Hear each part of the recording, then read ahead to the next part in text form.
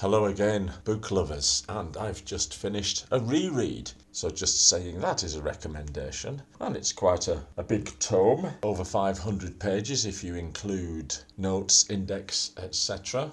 And it's Richard Holmes' The Age of Wonder. And again, this is a book that I picked up while I was browsing in a bookshop. Has a nice picture of a balloon on the front. I thought, I wonder what this is about. And it's the story of science, or the emergence of what we today call science, seen through various lenses. Rather like figuring, it's an interconnected series of biographies. And although we start with Joseph Banks, we centre later on Humphrey Davy. And so just from mentioning those two figures, you can see it's around about the time of the founding of the Royal Society.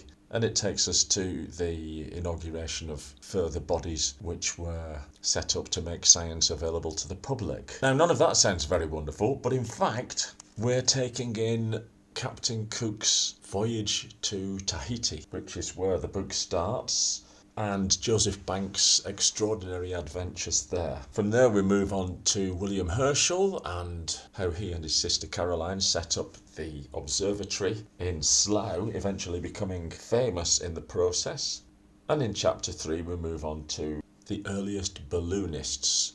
I suppose it goes without saying that if none of this interests you, then this book won't interest you. But the types of history that I like to read, and which are certainly well read these days, are the engaging ones. Mr. Richard Holmes is an engaging and thorough author. Now, when I reread books, it always strikes me how much I didn't take in the first time.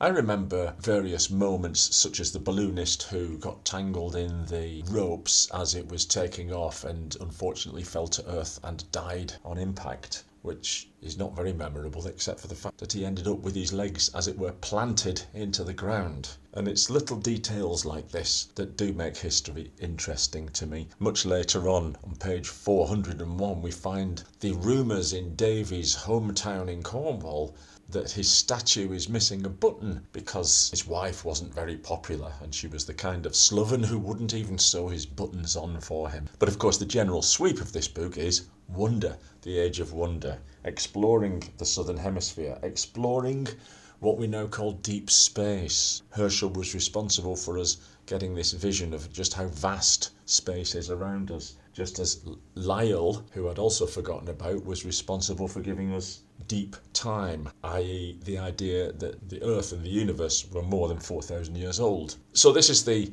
age in which such ideas change from sacrilegious to commonly accepted.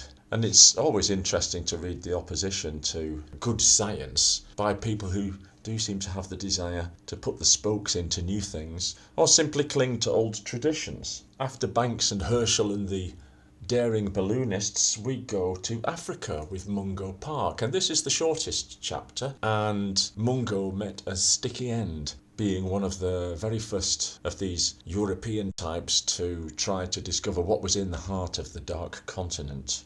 The fact that Mungo's contribution to this book is short didn't deter me too much, as I've got another reread on my list in which these African explorers are thoroughly looked into and their stories brilliantly told. But that's for later. Next in this trail of knowledge, we meet Mary Shelley and a lot of the Lake poets, or the Cockney poets as they were later called, investigating the frontiers of art and science, giving us a lot of metaphysical poetry, and of course Frankenstein, who gets his own chapter. We round off with Davy and his famous lamp, because he still hasn't invented that yet, and that's what catapults him into the pantheon of scientists.